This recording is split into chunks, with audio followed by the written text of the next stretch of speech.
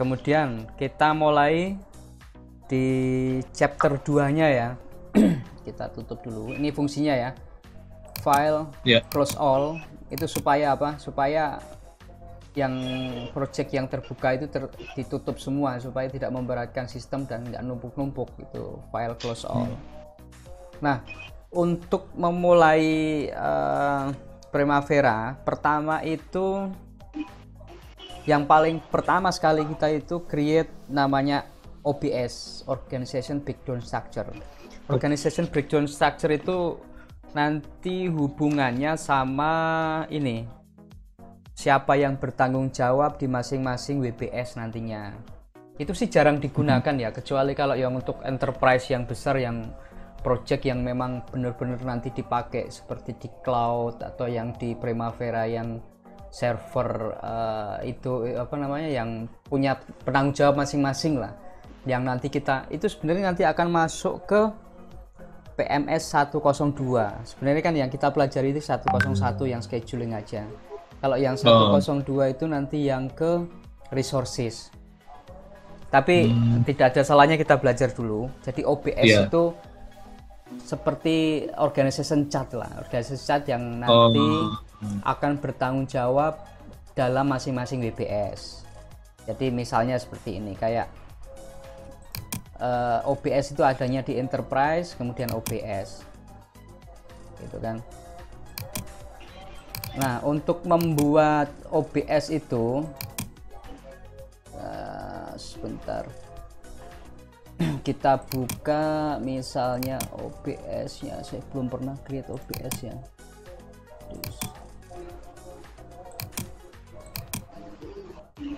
Nah, misalnya kayak gini, kita mau bikin OBS, saya kayaknya pernah share ini belum ya.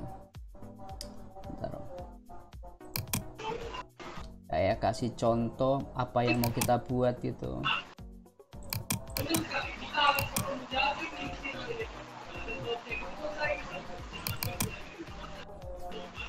Ini yang saya share di apa namanya, di YouTube ya. YouTube, betul. Misalnya kita mau bikin OBS seperti ini ya. Ada PTA, Director, Resident, Project Office, Project ICT. Ini nanti yang akan bertanggung jawab gitu kan. Ini kan organization structure-nya seperti ini. Nah, cara bikinnya itu dari sini seperti ini. Ini kita tutup dulu lah. Kita bikin dari add. Kita bikin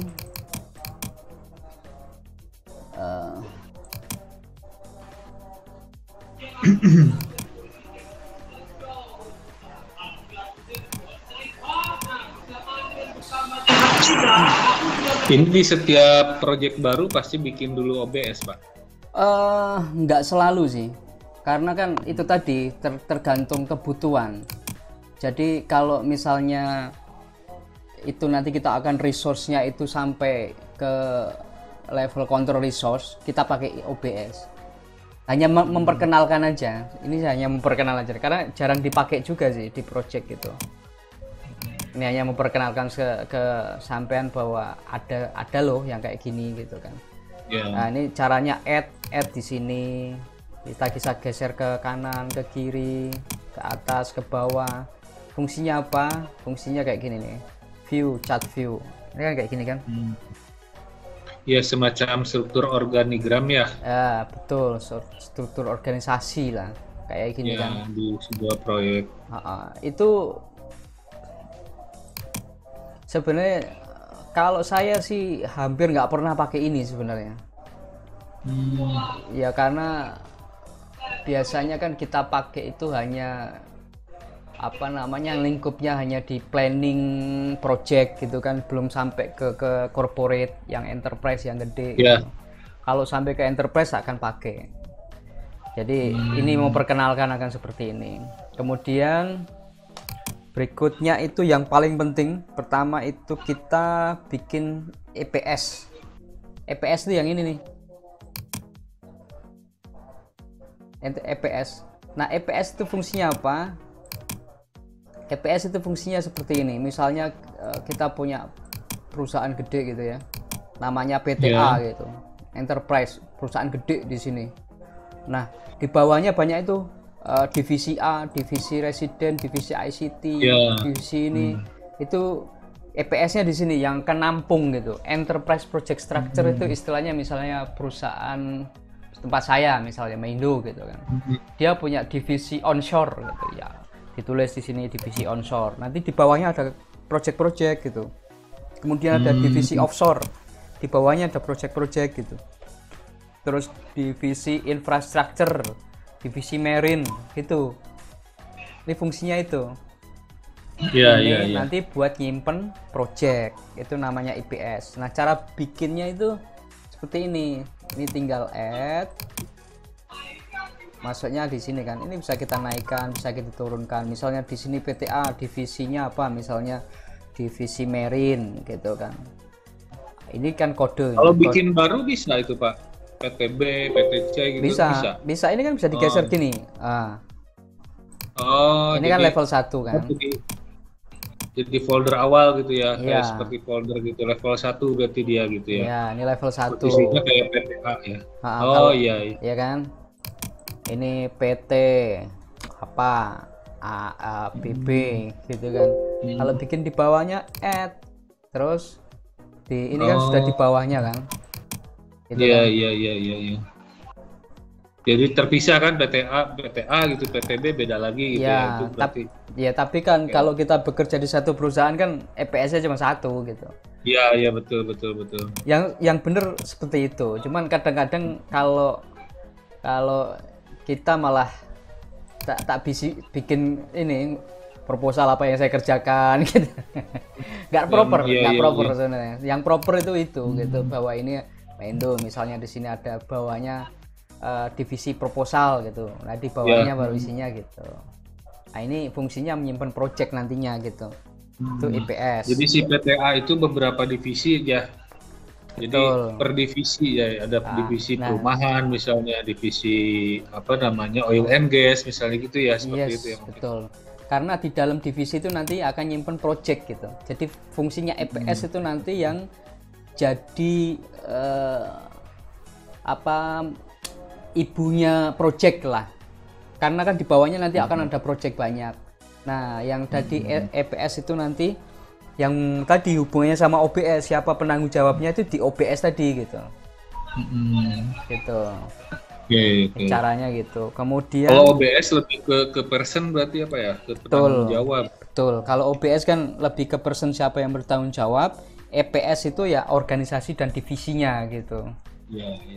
Itu seperti inilah, kalau tadi lah divisi A, divisi B, divisi apalah gitu, penanggung jawabnya siapa itu OBS. Terus yang paling penting sekali dalam membuat project itu kita awali dengan WBS. Itu bener nomor 1 lah. Kalau kita buat project itu, buat schedule kan pertama kita harus tahu WBS kan, work breakdown structure.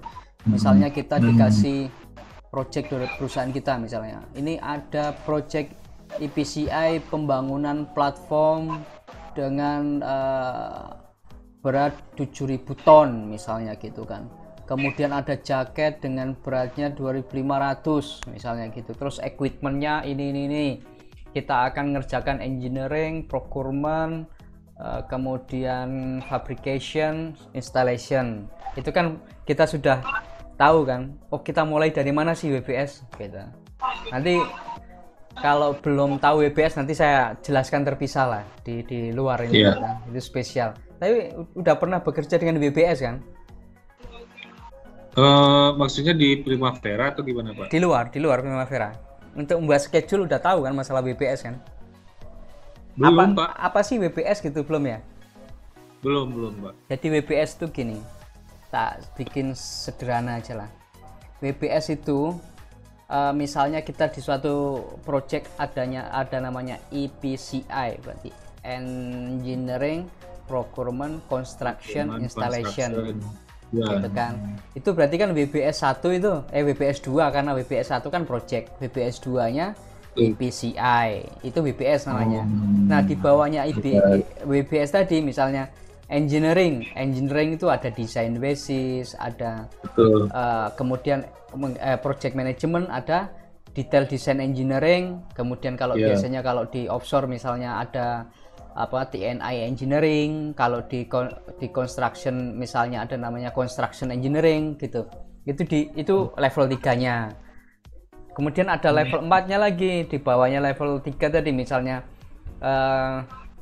project management WBS-nya tadi. Level 4-nya apa? Misalnya di bawah project management misalnya ada dokumen QC, dokumen SSE, dokumen project control. Nah, itu level WBS seperti itu.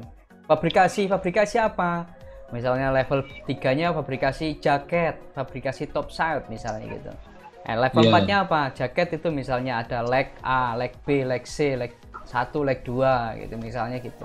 Itu namanya WBS, work breakdown structure. Jadi pekerjaan yang di breakdown menjadi lebih kecil supaya mudah dikontrol. Biasanya ada di project management itu. Nanti akan kalau mau nanti tak bikin namanya tutorial lah mengenai apa sih WBS gitu. Yeah. Nah, aplikasinya kalau di Primavera itu di sini main enterprise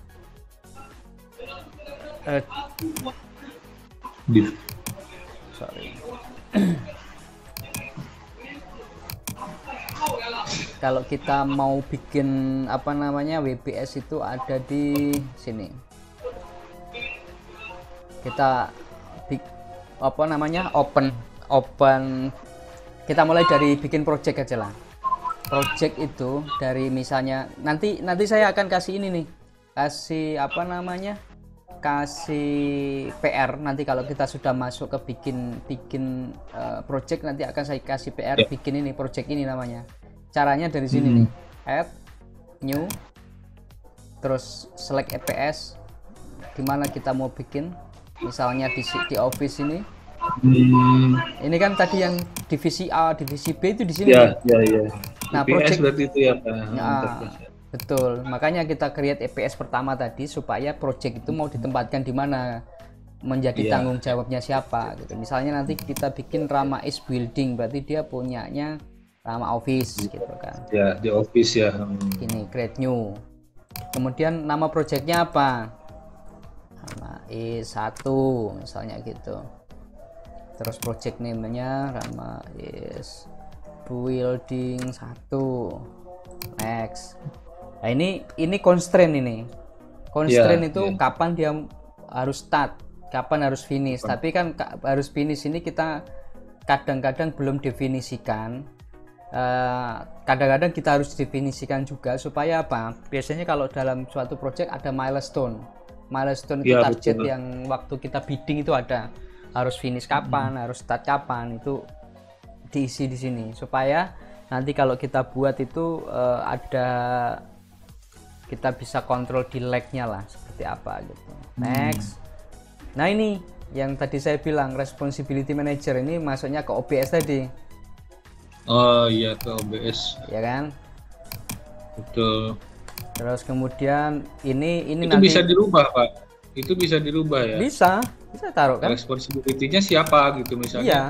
Bagian orang office gitu misalnya. Divisi office. Bisa dibikin gini, gitu kan? Oke. Gitu.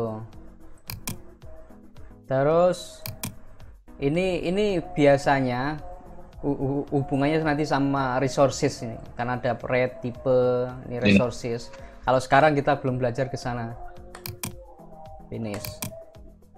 Nah, muncul kan di sini kan Rama is building. Ya, yang building. Nah, ini yang saya tadi bilang, kalau sering-sering ini file close all, karena gini, ini kalau bentuk foldernya terbuka ini berarti projectnya itu kebuka ini. Ini kan yang tertutup, makanya kalau mau kita mulai close all dulu semua gitu. Sering-sering gitu ya, biar nggak bingung ya. Betul. Terus kemudian ini kalau kita mau buka project yang kita buat, ini klik kanan, open project gitu. Nah, setelah open project ini, Kan hal pertama saat kita membuat schedule adalah create WBS. Masuknya itu dari project WBS. Nah, WBS itu misalnya tadi ya. WBS ini misalnya kita buat namanya WBS ini Rama Office. Nanti saya share ini ya. Saya tak share apa namanya ini. Slide PowerPoint-nya saya share. Misalnya kita mau bikin pertama WBS pertama namanya Ramais, udah bener kan, Rama Office. Terus WBS 1 Foundation. Oke. Terus WBS 2 namanya Structure. Udah tahu kan cara ngisinya sini kan? Tombol-tombol ini. Tombol-tombol ini gitu ada. Kan? Adanya di sini biasanya. Iya. Sekarang kita pindahin ini saya pindahin ke sini. Biasanya di sini saya pindahin ke sini. Terus misalnya WBS 3 mechanical. Di plus dulu kan, ditambah dulu kan, Pak. Ditambah nantinya dia masuknya di bawah Remais 1. Betul. Nah, ini bisa gini nih. Ini misalnya di bawahnya bisa gini, bisa gini. Ya sama kayak MS Project ya. Yes, betul. Kalau MS Project itu mirip kayak Excel. Iya, betul. Gampang banget itu. MS System, Plumbing, misalnya gitu. Nanti tak kasih inilah. Sampean terusin karena nanti berikutnya tak kasih PR untuk bikin activity. Oke. Jadi WBS. Nah, yang saya bilang tadi, kalau kita bikin WBS harusnya kan urut kan. Tapi kalau kita balik ke activity kan aneh nih. Kok bisa gini mencar-mencar gini. Nah, yang saya bilang file refresh. Refresh ya. Nah, gitu kan. Baru dia nyusun sesuai itu ya. Nah, gini kan. Oke. Gitu. Iya. Sampai ke sini udah jelas belum masalah WBS? Paham Pak. Karena ini di awal mirip banget sama MS Project nih. Iya. Nyusun-nyusunnya. Ya, nyusun dulu lah. Memang di awal ini memang kita bikin dulu ini ya, intinya tahapannya ya. Ya, bikin schedule yang paling pertama itu memang itu tadi, WBS. Nanti kalau sampean interview misalnya, apa sih tahapan pertama kalau kamu bikin schedule? Itu pasti ada tuh. Kalau sampean misalnya interview jadi planner gitu atau scheduler. Hal pertama yang ditanyakan, biasanya saya juga kalau interview juga tanya, bagaimana sih kamu buat schedule? Mulai dari mana? Itu kalau dia nggak mulai dari WBS, berarti dia nggak tahu. Jadi dia memang bukan scheduler beneran lah, dia bohong lah gitu. Jadi hal pertama yang harus dilakukan oleh seorang scheduler atau planner adalah membuat WBS. Gitu. Terus bagaimana mendefinisikan WBS? Nah, itu ada nanti terpisah lah. Nanti saya bikin tutorialnya terpisah. Terus hal berikutnya setelah WBS apa? Setelah WBS itu adalah membuat kalender. Fungsinya apa? Kalau membuat kalender itu fungsinya adalah misalnya kan gini, dalam suatu schedule itu pasti punya working hour sendiri-sendiri dong. Misalnya kayak orang engineering itu kan kerjanya 8 jam. Gitu kan. Terus 5 hari kerja karena dia di office hour lah. Kalau orang fabrikasi yang diet fabrication sana itu biasanya kerjanya 10 jam. 6 hari. Mereka liburnya ya di hari Minggu misalnya kayak gitu. Kemudian kalau orang offshore atau orang project biasanya 24 jam atau 12 jam. Ada yang model gitu kan. Nah, supaya apa? Supaya pekerja kita itu nanti real. Nah, kalau di MS Project itu satu-satu dia masukin kalender. Kalau di Primavera bisa kita define dari sini nih, project. Kemudian ada di Enterprise ya. Kalender. Nah, di sini. Kalender itu macam-macam, mau kita kasih nama macam-macam, tapi yang defaultnya dia defaultnya dia itu tadi ada 5 hari kerja, kemudian ada 6 hari kerja, kemudian ada 7 hari kerja gitu. Nah, cara bikinnya gini. Misalnya kita mau bikin 5 hari kerja. Klik di sini add. Kita kasih nama di sini 5 hari kerja, mana 5 hari kerja ini? Add. Kita kasih nama misalnya engineering. Oh, kita bikin sendiri ya. Untuk misalnya orang engineering kita bikin sendiri kalendernya ya. Betul. Misalnya kita bikin engineering test. Nama lah kita nanya engineering. Nah, terus untuk mengubah ini kan tadi kita ngopi dari 5 hari kerja, modify, terus kita modifikasi kalender itu di sini, modify. Nah, di sini ada detail workday-nya nih.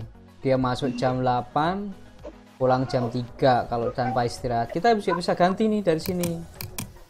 Work, non work gitu kan. Kalau ini kan per 30 menit ya. Kemudian misalnya di bulan Mei ini kan ada lebaran nih.